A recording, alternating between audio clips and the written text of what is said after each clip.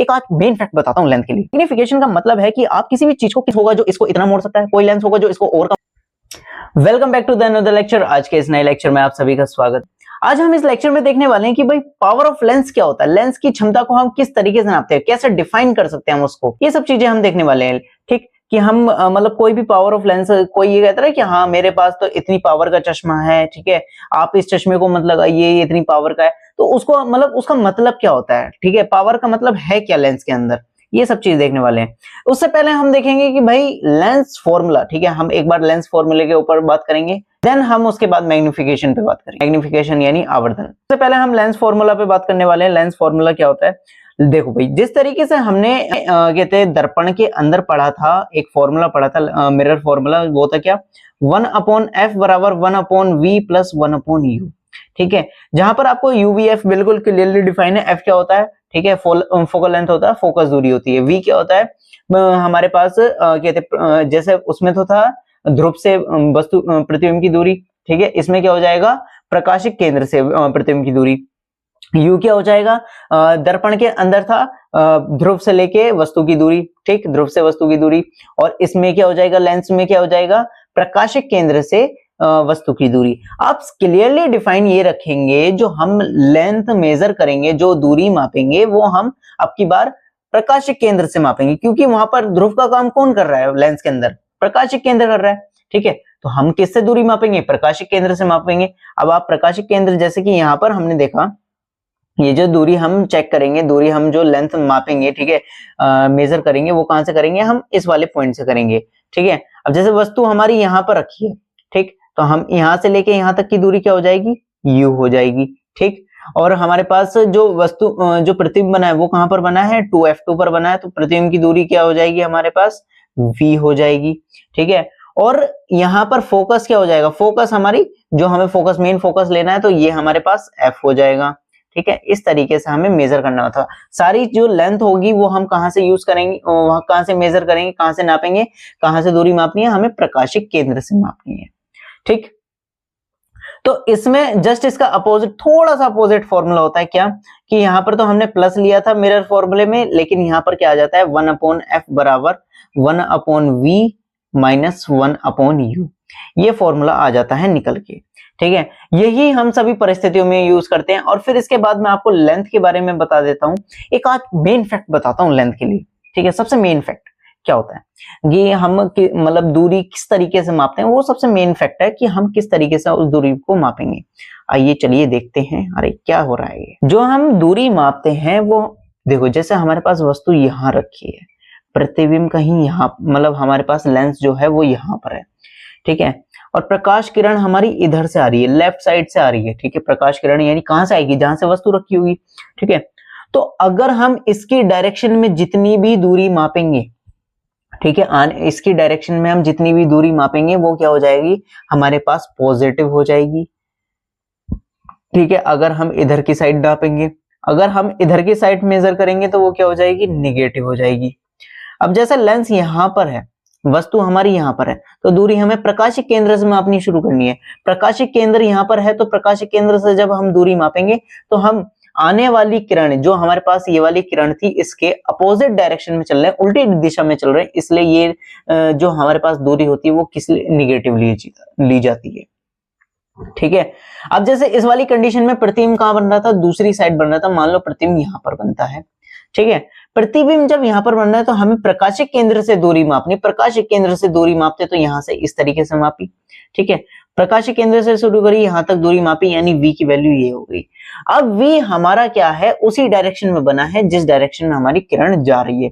ठीक है उसी डायरेक्शन में बना है जिस डायरेक्शन में हमारी लाइट जा रही है, तो उसी डायरेक्शन में बनता है। उसी में अगर हम मेजर करते हैं, दूरी मापते हैं, तो वो क्या हो जाएगी पॉजिटिव हो जाएगी।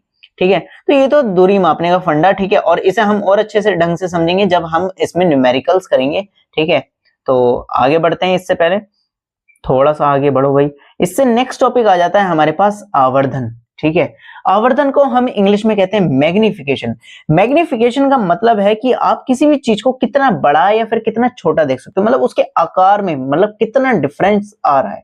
ठीक है, कितना अंतर आ रहा है। यानी अगर जैसे मैग्निफिकेशन, आपने कभी बचपन में सुना होगा ना मैग्निफिकेशन ग्लास, जिसमें क्या होता है छोटी चीज बड़ी दिखाई देती है, तो उसको हम मैग्नीफाई तो कर रहे हैं कि हाँ भाई बड़ा दिखाई दे रहा है, ठीक है। तो हमें किसी कंडीशन में तो बड़ा दिखाई देता है, किसी कंडीशन में छोटा दिखाई देता है, उसका ही रेशियो क्या कहलाता है हमारे पास, उसका अनुपात क्या कहलाता है, आवर्धन कहलाता है।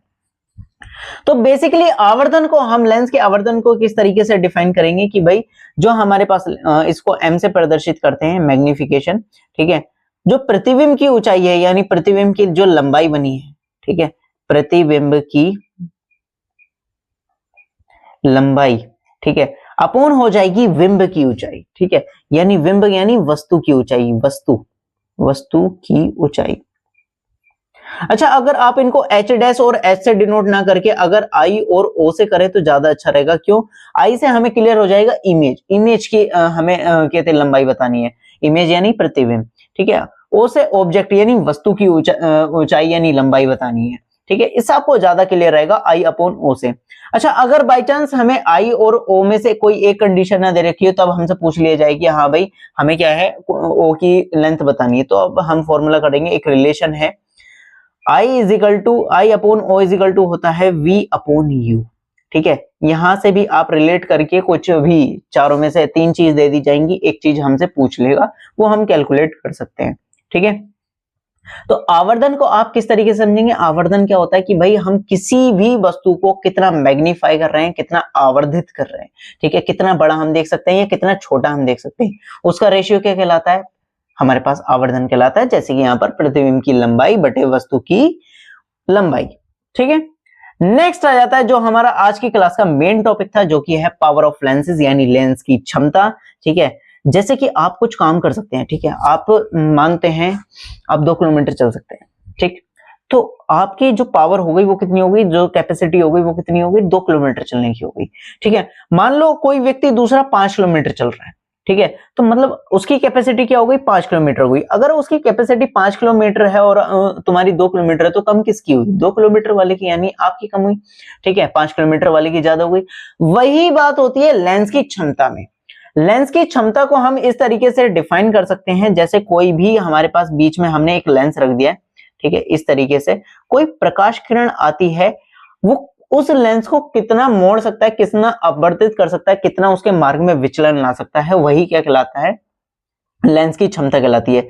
जैसे कि वो इतना मोड़ रहा है, ठीक है, तो लेंस थोड़ा सा मुड़ा हुआ है, ठीक, यानी मतलब दोबारा समझेंगे कि भाई कोई भी लेंस, ठीक, कोई भी लेंस हमारे पास रखा है, ठीक, दूर से कोई प्रकाश किरण आ रही है, वो उस लेंस को कितना मोड़ सकता है, ठीक है, यानी इसने इतना मोड़ा, ठीक है, कोई लेंस होगा जो इसको इतना मोड़ सकता है, कोई लेंस होगा जो इसको और कम मोड़ेगा, कोई लेंस होगा जो इसको कम और ज्यादा कम मोड़ेगा।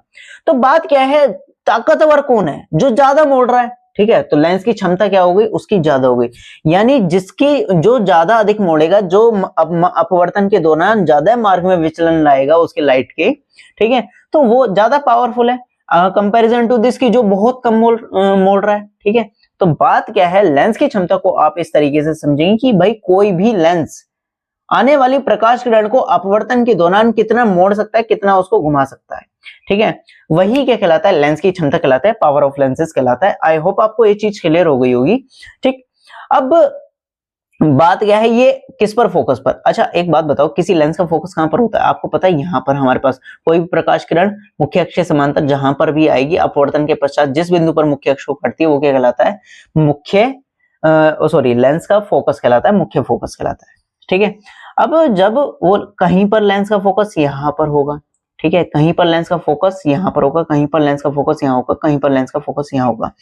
अब बात क्या है, जब सबसे ज्यादा मोड़ा है उसने, आपने देखा यहाँ पर फोकस दूरी सबसे कम है, ठीक है, जब उसने सबसे कम मोड़ा है तो यहाँ पर फोकस दूरी सबसे ज्यादा है, ठीक, तो यानी उसका जब सबसे ज्यादा मोड़ा है तो यानी फोकस दूरी सबसे कम है, यानी इनवर्सली अगर हमारे पास फोकस दूरी कम होगी तो लेंस की पावर ज्यादा होगी, अगर फोकस दूरी ज्यादा होगी तो लेंस की पावर क्या हो जाएगी, कम हो जाएगी। तो आप इसी तरीके से समझे कि अगर कोई लेंस, जैसे यहाँ पर मेरे पास ये एक पेन है, ठीक है, यहां से कोई भी लाइट आ रही है और वो अपवर्तन के पश्चात ऐसे करके बिल्कुल सीधे ऐसे चली जाती है, तो लेंस की पावर ज्यादा है, ठीक है। अगर वो लेंस के अपवर्तन के पश्चात थोड़ा सा आगे जाके तब मतलब थोड़ा सा बहुत कम टिल्ट हो रही है, तो वो क्या है, थोड़ा सा कम पावरफुल है। तो बात क्या है उसमें हम लाइन वैसे ही पढ़ चुके हैं कि भाई अगर कोई भी प्रकाश किरण मुख्य अक्ष से समांतर आती है तो वो लेंस के अपवर्तन के पश्चात कहां पर जाती है, मुख्य अक्ष को जिस बिंदु पर काटेगी वो फोकस कहलाता है ना, ये चीज पढ़ चुके हैं। ठीक, तो बात क्या है, जब वो लेंस का मुड़ना किस पर निर्भर कर रहा है, किसको डिसाइड कर रहा है, फोकल लेंथ को डिसाइड कर रहा है। अगर किसी की फोकल लेंथ ज्यादा है तो उसकी पावर क्या है, कम है, क्योंकि वो कम मोड़ रहा है लाइट को। अगर किसी की फोकल लेंथ कम है, ठीक है, तो उसकी पावर ज्यादा है क्योंकि वो लाइट को ज्यादा मोड़ रहा है। ठीक है, तो इस तरीके से आप समझेंगे। तो यानी जो हमारे पास लेंस की क्षमता होती है वो इनवर्सली प्रोपोर्शनल होती है, ठीक है, उसके उल्टा होती है। अगर हमारी फोकस दूरी बढ़ती है तो पावर हमारी घट जाएगी, अगर हमारे पास फोकस दूरी घटती है तो पावर हमारी बढ़ जाएगी। ठीक है, अब फिर इसके बाद यहां पर कंडीशन देखेंगे जी। हाय हाय हाय,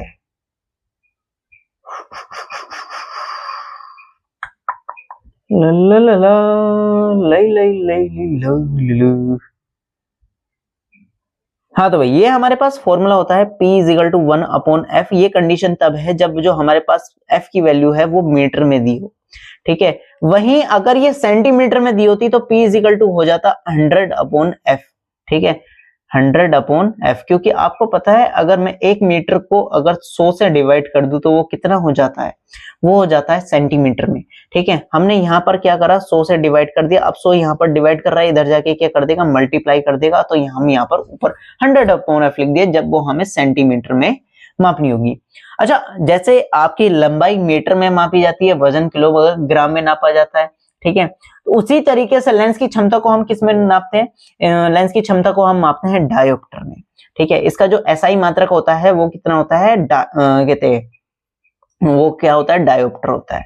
ठीक है, इसको हम डी से रिप्रेजेंट करते हैं। अच्छा, डी से तो मेरा भी नाम है भाई। ठीक है, इसको हम डी से रिप्रेजेंट करते हैं। अच्छा, अगर मैं एक डायोप्टर लेंस की क्षमता का अगर मैं डिफाइन करना चाहूं तो किस तरीके से कर सकते हैं। अगर मैं यहाँ पर एफ की वैल्यू 1 मीटर रख दूं, कितनी, 1 मीटर रख दूं, ठीक है, तब हम देख सकते हैं 1/1 हो जाएगा, यानी 1/1 हो जाएगा, यानी 1 आ जाएगा। तो P की वैल्यू क्या आ गई, 1।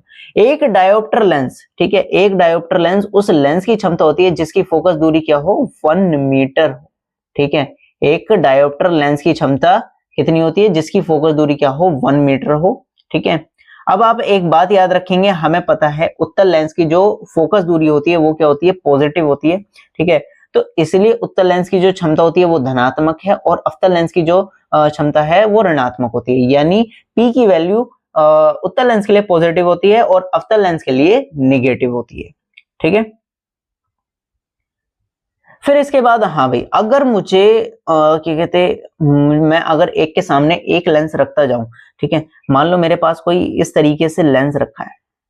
ठीक है, ये किरण तब जा रही है, यहां पर जा रही है और यहां पर मुड़ रही है। मुझे और पावरफुल, मतलब और थोड़ा सा यहां पर कंडीशन बनानी है, तो मैं क्या करूंगा, एक और लेंस इससे सटा के रख दूंगा, तब ये किरण कहां बन रही, तब ये फोकस कहां जा रहा है, यहां जा रहा है। ठीक है, तो यानी अगर मैं इस तरीके से लेंस के सामने लेंस को लाता रहूं तब क्या है, हम उसकी पावर को बढ़ाया जा सकता है। ठीक है, जब हम कई सारे लेंस को एक क्रम में रखते जाएं तो हम क्या कर सकते हैं, उसकी लेंस की पावर को बढ़ा सकते हैं। तो अगर मुझे अलग अलग किसी लेंस की पावर दी गई हो, 3 लेंसेज वाले पावर रखे हैं, तो हम उनकी टोटल पावर निकाल सकते हैं किस तरीके से, P is equal to P1 plus P2 plus P3। इस तरीके से हम क्या कर सकते हैं, उनकी पावर निकाल सकते हैं और जोड़ सकते हैं। बस शर्त ये है कि आप कंडीशन ये अप्लाई करेंगे कि भाई अगर हमारे पास उत्तल लेंस है तो हम P की वैल्यू पॉजिटिव लेंगे, अगर अवतल लेंस है तो हम P की वैल्यू निगेटिव लेंगे। तो आई होप आपको आज का लेक्चर बिल्कुल क्लियर हो गया होगा। ठीक है, हमने इसमें क्या देखा, हमने देखा लेंस की क्षमता क्या होती है। लेंस की क्षमता हमने पढ़ चुके हैं कि भाई कोई भी लेंस किसी भी प्रकाश किरण को कितना मोड़ सकता है, वो उसकी क्षमता है। ठीक है, उसकी कैपेसिटी है, उसकी पावर है। ठीक, उससे पहले हमने देखा कि भाई आवर्धन क्या होता है, मैग्निफिकेशन, जो कि फॉर्मूला होता है उसका M इजिकल टू I/O, यानी प्रतिबिंब की लंबाई बटे वस्तु की लंबाई। ठीक है, और फिर उसके बाद हमने रिलेशन भी देखा, I/O इजिकल टू V/U, है ना। फिर उससे पहले हमने एक फॉर्मूला देखा जिसको हम लेंस फॉर्मूला कहते हैं। मिरर फॉर्मूला से थोड़ा सा डिफरेंट होता है। मिरर फॉर्मूला में होता है पॉजिटिव और लेंस फॉर्मूला में होता है निगेटिव, जो की वैल्यू होती है 1/f बराबर 1/v माइनस 1/u। और हमने एक बात और डिस्कस करी कि अगर हम किसी भी लेंथ को किस में मेजर करें, अगर हम किसी भी लेंथ को किस में नापते हैं, ठीक है, किसी भी दूरी को मापते हैं, अगर प्रकाश की दिशा में मापते हैं, प्रकाश यानी प्रकाश किरण जिस दिशा में आ रही है अगर उसी दिशा में मापते हैं तो वो पॉजिटिव लिया जाएगा, अगर उसकी अपोजिट डायरेक्शन में यानी उल्टी दिशा में मापते हैं तो वो निगेटिव लिया जाएगा। ठीक है, और आज के लेक्चर में इतना ही। अगर आपको वीडियो पसंद आए तो लाइक करें, सब्सक्राइब करें। Tata bye bye, see you. जल्दी मिलते हैं एक नेक्स्ट लेक्चर के साथ, बिल्कुल न्यू लेक्चर, बिल्कुल बढ़िया वाला, एक्साइटमेंट बनी रहनी चाहिए। ठीक है, tata bye bye, see you.